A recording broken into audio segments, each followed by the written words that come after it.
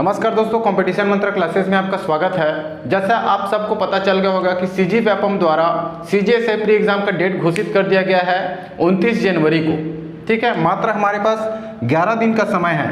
इसमें जो है अभ्यर्थी बहुत सारे टेंशन में आ गए होंगे कि हम आखिर कहाँ से कितना और कैसे पढ़ाई करें, क्योंकि 11 दिन बहुत कम समय है। यदि हम सिलेबस को देखते हैं तो बहुत सारा है यहाँ पे।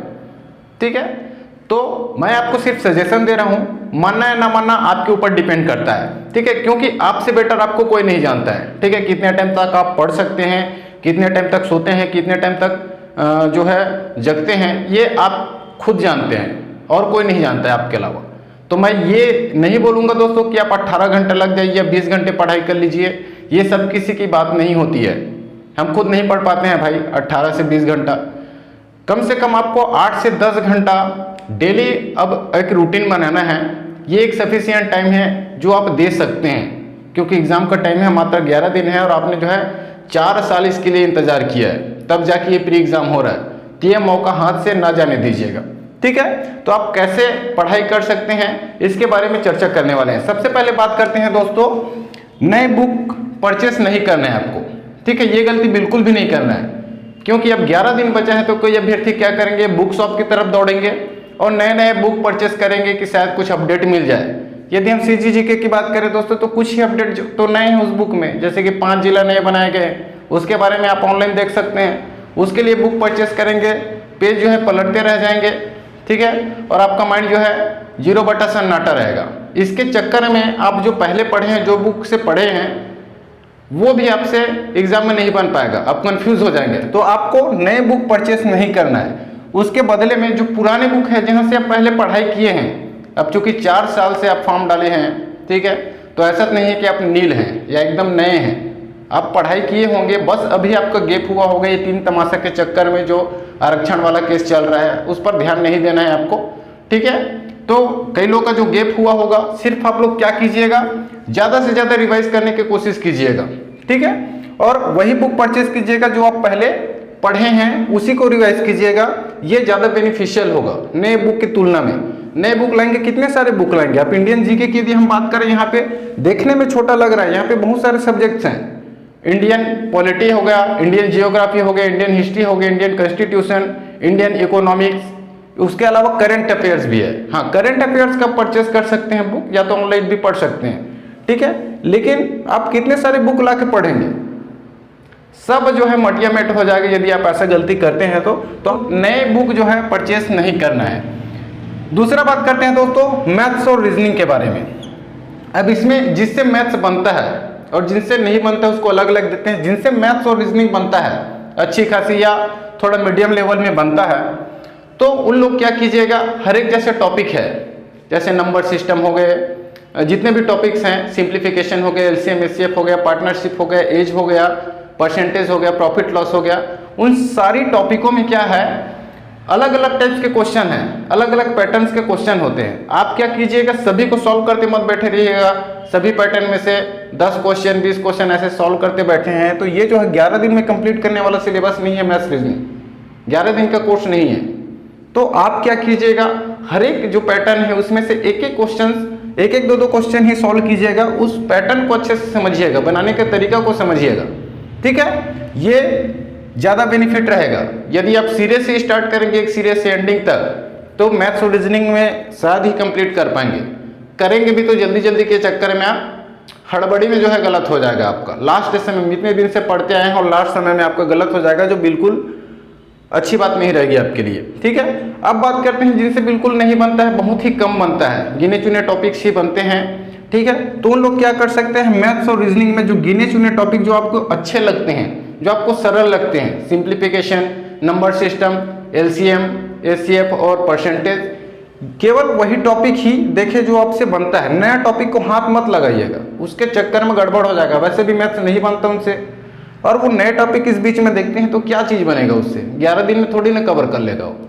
ठीक है, तो जो टॉपिक बनता है, जो इजी लगता है आपको, केवल उसको ही यहाँ पे ध्यान देना है। ठीक है, क्योंकि ये जो है स्कोरिंग सब्जेक्ट है। ठीक है, तो इसको लास्ट में सॉल्व कीजिएगा। सबसे पहले यदि आप क्वेश्चन सॉल्व कीजिएगा तो सीजीजी के कंप्यूटर और हिंदी जो आपको सरल लगता है, क्योंकि हर एक क्वेश्चन में एवरेज देखते हैं। यहाँ पे 100 क्वेश्चन है, यदि हम एवरेज निकालें तो हर क्वेश्चन में 2 घंटे का समय है, तो 1.12 यानी 1 मिनट 12 सेकेंड का समय आपको मिल रहा है। तो जो वन लाइनर क्वेश्चन है सीजीजी के आपका हिंदी और कंप्यूटर, जो वन लाइनर है वो आपको इजीली जो है आप मात्र 20 से 25 सेकंड में उसको देख के जो आप पढ़े हैं तो पता चली जाएगा। तो 25 से 30 सेकंड लगेगा। जो बजट समय है उस क्वेश्चन का उसको आप दीजिएगा मैथ्स रीजनिंग में, क्योंकि स्कोरिंग टॉपिक है। ये यदि आपसे बन जाती है तो आपका नंबर जो है 1 नंबर या एक क्वेश्चन में 3 नंबर है, 3 नंबर आपका एक क्वेश्चन में कंफर्म हो जाएगा। ठीक है, सही में सही रहता है, बाकी तो कंफ्यूजन रहता है जो कूट में पूछ दिया रहता है। तो मैथ्स को जो है ज़्यादा समय दीजिएगा या तो फिर लास्ट में सॉल्व कीजिएगा। मैथ्स को आप स्टार्टिंग में सॉल्व करने लग जाइएगा, अटक जाइएगा एक ही क्वेश्चन में 3-4 मिनट में, तो गया आपका समय बर्बाद हो जाएगा। ठीक है, और यहाँ पे ऐसा भी नहीं है, निगेटिव मार्किंग नहीं है, ध्यान रखिएगा। निगेटिव मार्किंग नहीं है तो आपको स्टार्टिंग में नहीं बढ़ रहा है मैथ्स रीजनिंग तो टिक टिक टिक लगा के तुरंत जो है गोला करके मत आ जाइएगा, तुक्का मार के। इसको लास्ट में आराम से सॉल्व कीजिएगा। यदि आपसे नहीं बढ़ रही है तब की केस में आप सभी क्वेश्चंस में तुक्का लगाएंगे। जैसे आपके पास 70 क्वेश्चन अटेंड कर लिए, 30 बच गया तो तुक्का वहां पे लगा दीजिएगा, छोड़िएगा। हो सकता है तुक्का लगा रहे उसमें 7-8 क्वेश्चन सही हो गया तो आपके लिए फायदेमंद हो जाएगी। ठीक है, तीसरी बात करते हैं सेफ जोन की। तो यहाँ पे जो सेफ जोन निकलेगा दोस्तों वो 65 to 70 क्वेश्चन यदि आप करेक्ट कर लेते हैं तो आप एकदम सेफ जोन में हैं। इससे कम है तो भी थोड़ा चल जाएगा, लेकिन अप्रॉक्स 65 to 70 ही आपको लेके चलना है सेफ जोन में। इतना क्वेश्चन आपको करेक्ट करना है। और कम क्यों चल जाएगा बोल रहा हूँ दोस्तों, उसको ध्यान से समझिएगा। हमारे पास पोस्टों की संख्या 975 है, ठीक है, और 20 गुना बैठने वाला है आपका मेंस एग्जाम में। ठीक है, यदि हम इसका गुणा कर लेते हैं तो क्या हो जाएगा, 5 दूनी 10 की शून्य हासिल है 1, 7 दूनी 14 1, 15 की 5 हासिल है 1, और 9 दूनी 18 1, 19, यानी हमारे पास लगभग 19,500। अब इसको राउंड फिगर हम लोग 20,000 मान सकते हैं, क्योंकि वहां पे बोला गया है कि समान अंक आने की स्थिति में उन कैंडिडेट को भी मौका दिया जाएगा मेंस में। जो राजपत्र है नोटिफिकेशन जारी किया गया था वहां पे, तो 20,000 कैंडिडेट यहाँ पे हमारे पास दिलाएंगे मेंस में। और यहाँ पे टोटल कैंडिडेट अप्रॉक्स 65,000 लोग जो है क्या है, शारीरिक जो नाप जोख है उसमें पास हुए हैं, क्वालिफाई हुए हैं। अब इसमें से 5,000 ऐसे होंगे दोस्तों जो कि नहीं दिलाएंगे। हमारा कंपटीशन जो है 60,000 में ही होगा। क्यों नहीं दिलाएंगे, क्योंकि ऐसे कई लोग हैं दोस्तों जिसको मैं खुद जानता हूं, कई लोग शॉप खोल के बैठ चुके हैं, कोई प्राइवेट फील्ड में जॉब कर रहे हैं, और उन लोग रिस्क लेके उसको नहीं छोड़ेंगे। क्यों नहीं छोड़ेंगे, क्योंकि इसका भरोसा नहीं है कब तक चलेगी ये प्रोसेस। अभी मेंस में बहुत सारे प्रोसेस हैं। ठीक है, तो यहाँ पे आपका जो है 60,000 सी है। महिला कैंडिडेट की बात करें, कई लोगों की शादी हो चुकी है और वो यहाँ पे एग्जाम नहीं दिलाएंगे, दिलाएंगे भी तो ऐसी दिला के आ जाएंगे। ठीक है, ऐसी दिलाने आ जाएंगे, हो सकता है उनकी तैयारी छूट गई होगी। आपका कंपटीशन 60,000 से है, यानी कि यदि एक हॉल में 60 अभ्यर्थी बैठते हैं परीक्षा केंद्र में, उसमें से 20 लोग जो है क्वालिफाई होंगे मेंस एग्जाम के लिए। तो एक बहुत बड़ी अपॉर्चुनिटी है। और ऐसा बिल्कुल भी मत समझिएगा दोस्तों कि एग्जाम का पैटर्न सरल आएगा। सरल या कठिन कुछ भी हो सकता है। पहले पुलिस विभाग द्वारा लिया जाता था, सरल था। 2012 की क्वेश्चन पेपर देखेंगे आप, बहुत ही सरल लगे, वन लाइनर था बिल्कुल। मैथ्स भी 1-2 स्टेप में कंप्लीट हो जा रहा था। लेकिन यदि इस बार जो है पहली बार व्यापम ले रहा है, कठिन आ गया तो बहुत तमाशा हो जाएगा। इसलिए आप उस लेवल का जो है रिवाइज कीजिएगा। जो भी चीज़ आप पढ़े हैं, कम से कम जो पढ़े हैं उससे ना छूटे। ठीक है, तो ध्यान रखिएगा, ये मौका मत छोड़िएगा। 20,000 लोगों का सिलेक्शन होना है मेंस में, तो 65 से 70 क्वेश्चन आपको करेक्ट करना है। ये आपका सेफ जोन हो सकता है। ठीक है, हल्का फुल्का कम है तो चल जाएगा। पहले आपको कोशिश करना है 65 से 70 क्वेश्चन करेक्ट करने के, उसके बाद जो है तुक्का लगाना स्टार्ट कीजिएगा। चौथा चीज है रूटीन के बारे में बात करें तो अभी आपको रूटीन चेंज करना पड़ेगा। कई लोग ऐसे हैं, चूंकि मैं मॉर्निंग वॉक में जाता हूं तो बहुत सारे लोगों को देखता हूं अभी भी दौड़ ही पड़े हैं। आपको कम से कम अभी 1-1.5-2 हफ्ता जो है ग्राउंड ना जाइएगा एग्जाम के होते तक। आप दौड़ के क्या कर लोगे यदि आपका प्री एग्जाम ही ना निकले। ठीक है, दौड़ते हैं तो थकावट भी होती है शरीर में। सवेरे का 2-2.5 घंटा तो जाता ही है, आने के बाद भी 1-2 घंटा जाता ही है, क्योंकि शरीर में थकावट रहता है, नींद ज़्यादा आती है। तो उसको परहेज कर दीजिएगा यदि आप ग्राउंड जाते हैं। दूसरी चीज़, जो लोग जॉब कर रहे हैं प्राइवेट और अभी भी जुड़े हुए हैं तैयारी से, स्टडी लाइन से दिलाना चाहते हैं, तो कम से कम भी उसको अवॉइड कर दीजिएगा। हो सकता है तो छुट्टी मांगने की कोशिश कीजिएगा। ठीक है।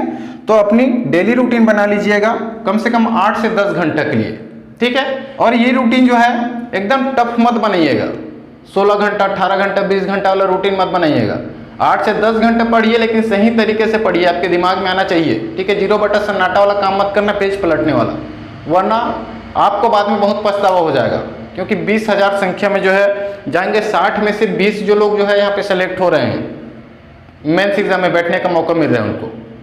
तो ये बहुत बड़ी अच्छी अपॉर्चुनिटी है आपके लिए, ठीक है। तो इसको हाथ से मत जाने दीजिएगा, रूटीन एक तय कीजिएगा, उसके अकॉर्डिंग आप पढ़ाई कीजिएगा, ठीक है। सबसे पहले एग्जाम में जो है सॉल्व कीजिएगा सीजीजी के जो आपको सरल लगता है, वन लाइनर जो रहेगा, जिसके बारे में आप जानते हैं तो वन लाइनर है तो तुरंत बन जाएगा। सीजीजी के हो गया, हिंदी हो गया, कंप्यूटर हो गया, उसके बाद ही जो है मैथ्स रीजनिंग को लास्ट में सॉल्व कीजिएगा। मैथ्स रीजनिंग को स्पेशली स्टार्टिंग में सॉल्व मत कीजिएगा, चाहे आपसे मैथ्स अच्छा खासा क्यों ना बनता हो। यदि आप अटक गए ना भाई तो टाइम वेस्ट होगा, 2.5 मिनट 3 मिनट लग जाता है कहीं यदि टफ क्वेश्चन आ गया मैथ्स रीजनिंग में तो, ठीक है।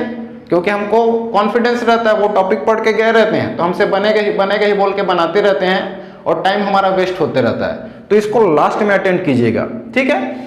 अभी सीजीएस अभ्यर्थियों के पास डू और डाई का सिचुएशन है। डू और डाई का मतलब क्या होता है, या तो करो या मरो। मरो कहने का मतलब है छोड़ो, रोजमर्रा की ये 3 तमाशा ताम झाम को छोड़ो। यदि आप जूझ ही गए हैं तो तरीके से जूझ जाओ, ठीक है। आपके पास बिल्कुल भी समय नहीं है। यहाँ पे कई ऐसे अभ्यर्थी हैं जो 30 साल की एज में, 35-36 साल की एज में तैयारी कर रहे हैं, कई लोग 27-28 साल की एज में जो है तैयारी कर रहे हैं। एवरेज में लूँ तो यहाँ पे जो है लगभग 30 वर्ष निकलता है, अप्रॉक्स 30 में मान लेता हूँ। और हमारे इंडिया में सर्वे के अनुसार जो आदमी की औसत आयु है वो 65 वर्ष हो गई है, ठीक है। और ये दिन प्रतिदिन कम होते जा रही है। सर्वाधिक जो है जापान में है। 65 साल में आप 30-35 साल की एज में तैयारी कर रहे हैं, लगभग अपनी आधी एज जो है यहाँ पे इंतजार में गंवा दी है सीजीएसआई का, जिसमें से 4 साल जो है बहुमूल्य समय था आपके लिए, जहाँ पे आप कुछ और भी कर सकते थे, लेकिन आपने सीजीएसआई की तैयारी के लिए 4 साल अपने गंवाए हैं। उसके बाद इस सिचुएशन में आप हार मत मानिएगा, तैयारी करते रहिएगा, ठीक है। और जूझ के तैयारी कीजिएगा।